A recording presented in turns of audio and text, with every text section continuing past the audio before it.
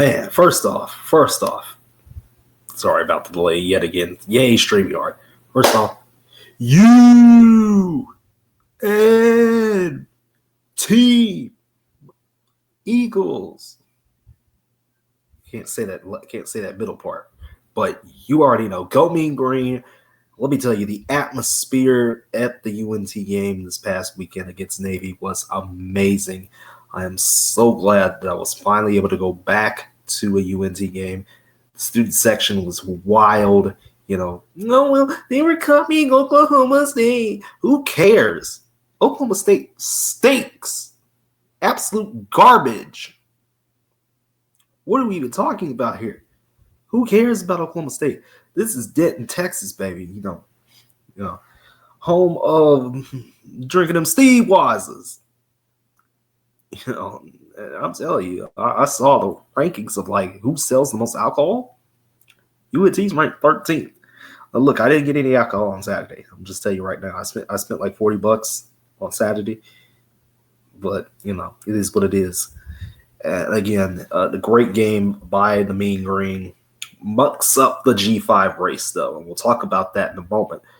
31-17 against Navy, and Navy suffers their first loss again. A lot of people, myself included, didn't think Navy was going to get through the gauntlet that they were going to have to face anyway, but, it just is what it is. But I'm glad to see some option football yet again. I was glad to see that. Man. What a game. Hugh Freeze, out. Bye-bye. You're done. You're washed. I mean, it's Auburn, so, Auburn's just been consistently bad for a long time, they've had a few good years, but honestly, they've had a few good years here and there, but, Auburn is just, did you think Jackson Arnold was going to take you to the promised land? No. Dion might be next, not going to lie. Because, that Colorado offense looked terrible. I think they had a backup go in instead of Caden Salter. At this point, it's just it's looking terrible. We're going to have a lot of buyout money on the table. So, CFP rankings, the first ever CFP rankings for the 2025 season have come out. Ohio State, obviously, at number 1, easily took care of business, against Penn State because, okay. Penn State gave them a little bit of a fight, but honestly, we all knew Ohio State was going to win this game. Indiana, same thing, beat the brakes off another team in the Big Ten. Yeah. A&M is now number 3. And again, Marcel Reed and that defense has been on fire lately. Bama, number 4. Georgia had to spy against Florida. Yeah, there was a little bit of rep ball in that game, but, they survived. It just is what it is. Ole Miss, number 6, it's Ole Miss, but, Lane Kiffin, honestly, if Lane Kiffin goes somewhere else, it is what it is at this point. I don't know what else to tell you guys. I don't think Lane Kiffin's that good, but you know what? We're just gonna keep pretending that Lane Kiffin is good. Just gonna keep pretending. BYU ranked number 7, and now we have a 7-8 matchup. Ha! You thought I was gonna say no, it's not. It's not that type of matchup. But yeah, the 7-8 matchup will be, A&M, or rather not A&M, excuse me, Texas Tech and BYU. Texas Tech was able to take care of business against Kansas State. Really good defense, I'm telling you, by the Red Raiders. Just phenomenal stuff from them. Notre Dame is, number 10, but honestly, I don't think they're number 10 right now. They really shouldn't be there, because of the 2 losses they had. But ultimately, because they have a win against USC, they should be ranked in the 11 to 15 range right now, but they're not. But because that's really Notre Dame's only win, that matters. And a lot of teams don't really have a resume anyway. So I don't know. We'll get to the bottom of Notre Dame in the future because, Notre Dame has games remaining now that actually are significant, which is crazy to think about. From the start of the season, we didn't thought Notre Dame's schedule was going to be real nice. Then they drop a couple out the gate, the A&M and Miami.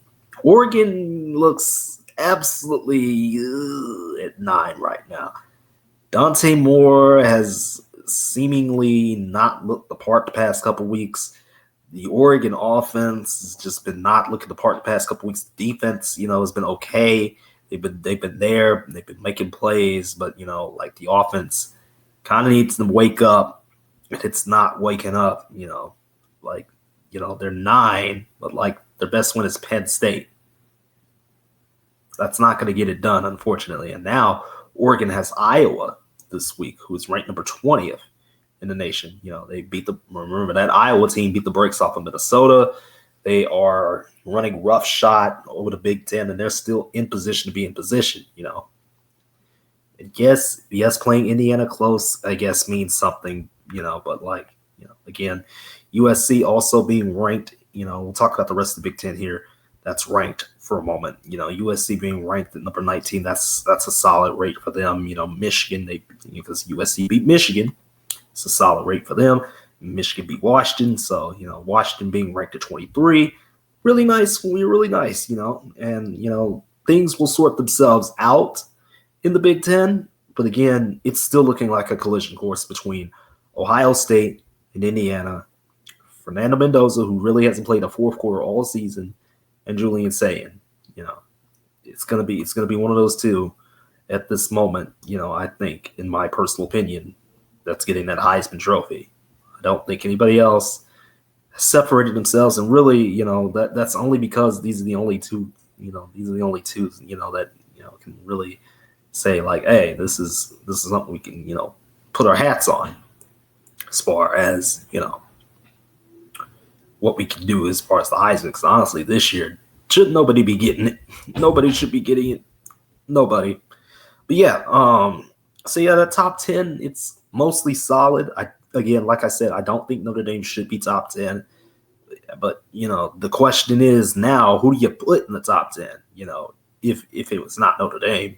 And it's like I can't justify most of these teams either that, are sitting in 11 through 15. We'll talk about them in a moment. We'll talk about them right now, actually. We'll talk about my Texas Longhorns first. Another performance, I want to say, that was against Vanderbilt, but they beat Vanderbilt. That's the good thing. Texas beat Vanderbilt, stays alive in the SEC race. Arch Manning looked good for 2 quarters. The offense looked good for 2 quarters. The defense looked good for 2 quarters. Then Vanderbilt came back and tried to win the game. So, still got some kinks in the armor, but, ultimately, Texas is number 11. I mean, they backed into number 11 because the rest of these teams that are ranked below them just don't have what Texas has, which is, a win against a team like Vanderbilt.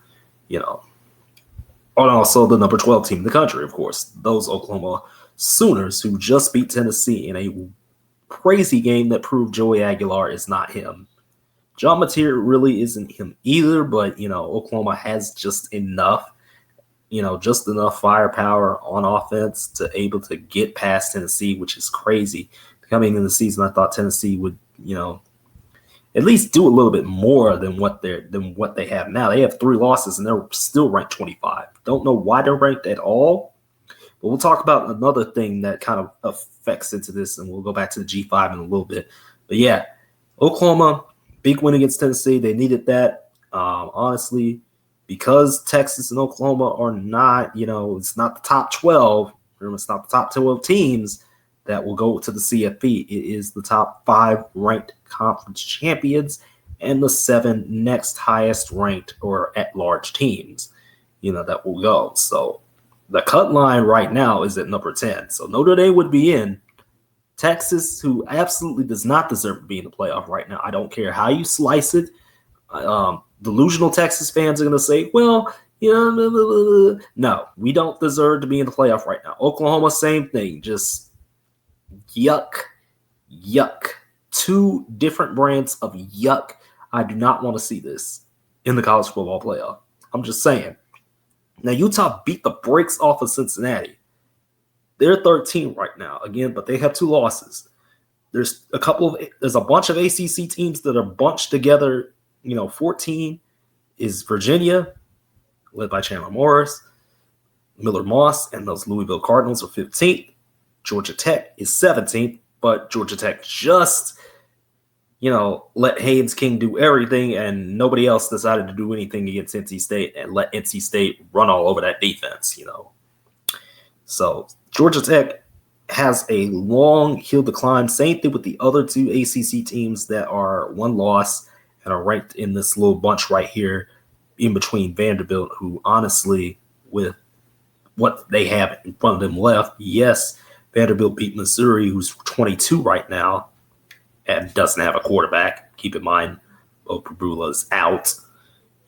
Diego Pavia, has been one of the storylines of the season, but at the same time, Vanderbilt also lost to Alabama. Vanderbilt lost to Texas. The only thing Vanderbilt has is the Missouri win. The ACC teams, except for Miami, though, who lost to SMU. That Miami. Carson Beck is not good. We already knew this. But yeah, and then Pitt is, right there in the mix of things. Now, Pitt is in position to actually do some damage. It's crazy. You'd think, at the beginning of the year, you'd think, oh, well, Pitt, but, Pitt has a whole new quarterback, a freshman at quarterback. Now Pitt has Notre Dame and Georgia Tech in the next couple weeks. So things can get interesting really, really quick. Things are getting interesting in every conference really, really quick. The SEC is a wild race right now. The Big Ten, yes, it's a 2-team race in most aspects, but there are things that can, affect the way things go. USC, Oregon, in a couple weeks. Oregon, Iowa this week. Things are getting crazy. Northwestern ain't no slouch. Minnesota ain't no slouch. There's some teams, that may not be going to the Big Ten championship, but those 2 I mentioned, they can do something about it. They could do some damage. But now, what about the NFL? Quentin Williams is a Dallas Cowboy. That's the trade deadline happened. It came and went, and yet I feel as dissatisfied as I usually am when it comes to the NFL trade deadline. Because what in the world was all this? The Jets, they have Adonai Mitchell, like the Colts, got some stuff, and it's like I don't get it at this point. I don't get it, man. I don't get it. Cowboys got blitzed by Jacoby Brissett. And yes, that Jacoby Brissett, who will be the starter for the next 4 games for the Arizona Cardinals, because Kyler Murray is not a franchise quarterback. He's just not. We already knew that. Jay Daniels gets hurt again. This time it's left elbow. It was either the left or the right elbow, but it was, it was bad. That arm looked bad. And then Jackson Smith-Njigba and Sam Darnold just decided to play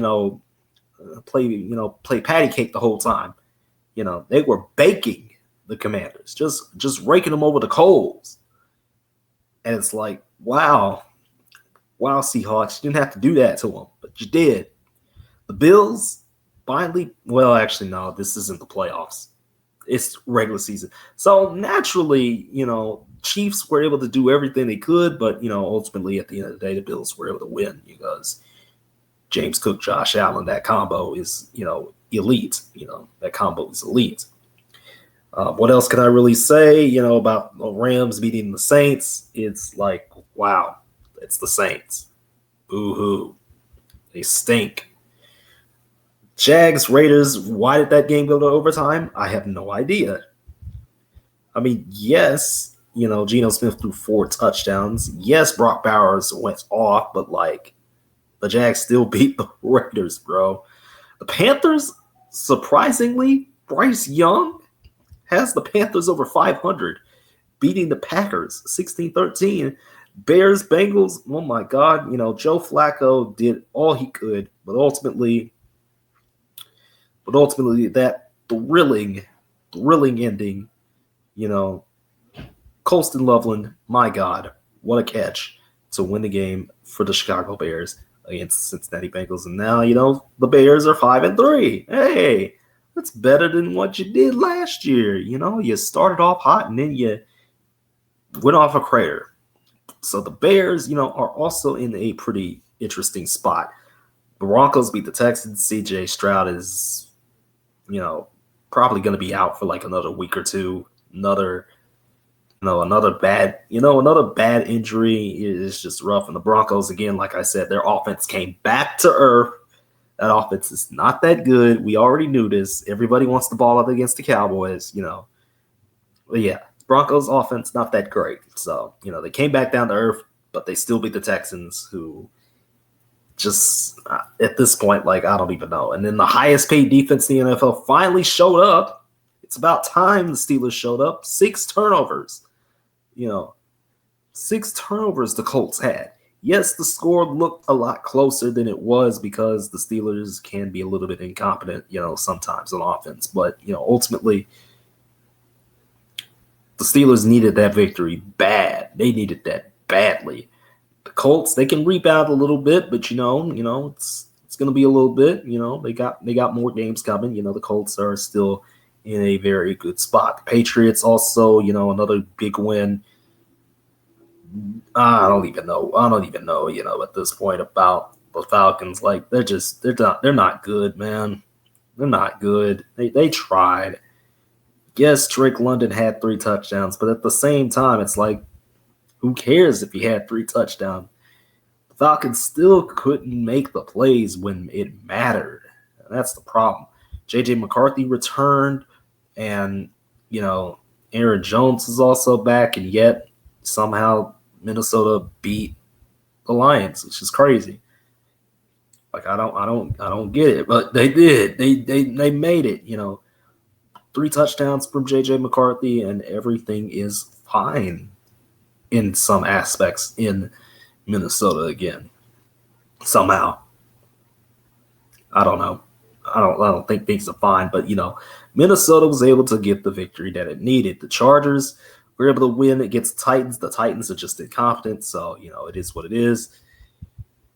More injuries for the 49ers, but yet they were able to beat the Giants, and the Ravens didn't have to do that, but Lamar Jackson came back in full force, and it's like, wow, man. It was embarrassing. It's embarrassing to be a Dolphins fan right now. Tua Tagovailoa, I don't even know if he's going to keep his job at this point. Like, are the Dolphins going to be able to rebuild at this point? Like, I don't even know. They're 2-7. They're basically out of the playoff discussion. Like, this Dolphins team stinks. It's a stinky team. Like, what are we doing here? So we got an interesting slate this week. The Packers continue to mind boggle me. They're playing on Monday night against the Eagles. They continue to mind boggle me. I don't know why the Packers play. They have Jordan Love has looked significantly off. A couple bad interceptions against the Panthers BT dub. It's like, I don't even know. The Eagles also pretty inconsistent, but they have a full 3-game lead in the NFC East right now. So they are running away with the NFC East. They will be back-to-back champions in the NFC East. They will be. It's not a matter of if, it's a matter of when at this point. As long as the Eagles continue to win, and as long as the rest of the NFC East continues to look terrible, like, again, the Cowboys have no defense. Sauce Gardner's also been traded too, BT dub. He got traded to the Colts. Yeah. Steelers Chargers is Sunday night. Aaron Rodgers versus Justin Herbert. A pretty good matchup. Joe Alt is injured again, though. That offensive line for the Chargers just continues to get hit. Now, look, Alt had already gotten injured on his ankle earlier this season, and yet he got injured again, and, the offensive line honestly hasn't been the same since then. for the Chargers and the Steelers, as long as they play like they did last week on defense and just have a little bit of offense, like a lot of people were saying about the Cowboys, like as long as they have a little bit, on offense that can keep up, they have the weapons. It's just, can they execute in the red zone? They haven't really been able to execute when it needs to be. Like there was a point where the Steelers went for it and didn't get it on fourth down in that Colts game. I'm just saying. Steelers have to execute. The Chargers are a weird team to kind of figure out. They're winning games, but it's just a weird team to figure out. I don't know why they allow 20 to the Titans. I really don't. I don't know at all. The 49ers, still injured, but, like Christian McCaffrey is basically this whole offense at this point. There is nothing else holding this team together. And the Rams, are playing like a cohesive unit. They continue to play good football. Definitely a feature game in the late window. The game that was supposed to be the feature game in the late window was the Lions Commanders. But honestly, do you expect Marcus Mariota to do anything? No. Amon-Ra and Goff better have a field day with that defense, because my God, that Commanders defense got cooked. They've been getting cooked a couple times this year. Remember that game against Dallas the Commanders had? Getting cooked. That defense is looking like a well-done steak, just burnt. Again, Cardinals, Seahawks, now it's a little bit more interesting, with the whole fact that Jacoby Brissett is starting. But honestly, the Cardinals, they're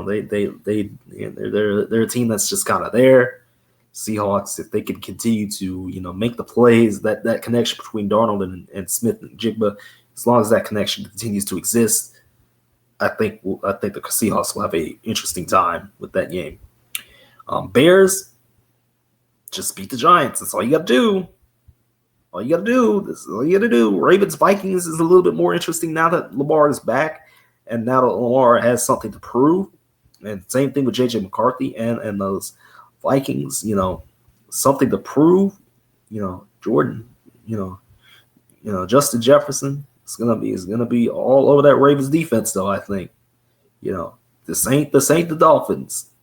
Jay Jettis can run all over and burn every single Ravens defender. I think Bills. If the Bills don't beat the Dolphins by 30 plus, I don't know what we're doing here. And then the Jags Texans, it's a game that's happening. I don't know why it's happening, but it's happening. And the Panthers, man, if they can beat the Saints, they're in good position. They're actually in good position. Like, come on. Like, Falcons Colts is another game that's going to be happening overseas, and then Raiders Broncos tomorrow, because why not? That's going to be ugly, not going to lie. Like, it's not going to be like a blowout, but it's going to be an ugly game between the Raiders and the Broncos. Let's just keep that 150% with you right now. Same thing with Browns Jets. Ugly, ugly game. I don't think anybody in the country wants to be subjected to that, but there are going to be people that are going to be subjected to that game. And the big one, honestly, Patriots Bucks, man, it's going to be a good one. Drake May versus Baker Mayfield. Stephon Diggs and those Bucks wide receivers, that are left anyway, the ones that are left.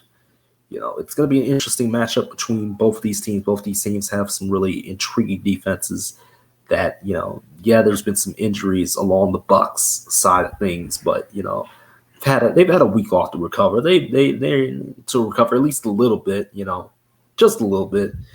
I think this is probably one of the better games of the week. Not gonna lie, I'm glad that it's gonna be the featured noon game this Sunday, and it's gonna be great. Again,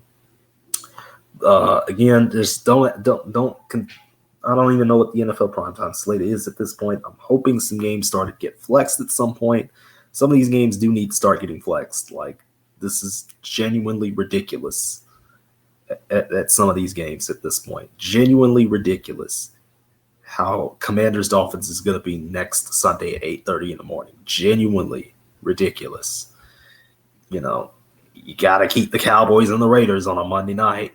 Don't need that game on a Monday night, but it's going to be there. It's going to be there, guys. I don't want that to be there, but it's going to be there. Flex us to 305, please. Shoot, flex us to the nether region. Just flex the Cowboys out of all these primetime games at this point. Like, I know Christmas and Thanksgiving can't be helped, but the others we can get rid of. We could start playing games at 12 o'clock. Just start playing us at 12, please. Like, I am a Cowboys I am a Cowboys fan who hates the primetime games. I hate primetime games. Like, put us at 12 o'clock every single week, please. I would rather have that than anything else. But what about you guys? What do y'all think, about this week? I know I haven't put any sort of polls up. I've been like, wait, what? This week is what? I've been locked into college basketball highlights and stuff like that, and things of that nature.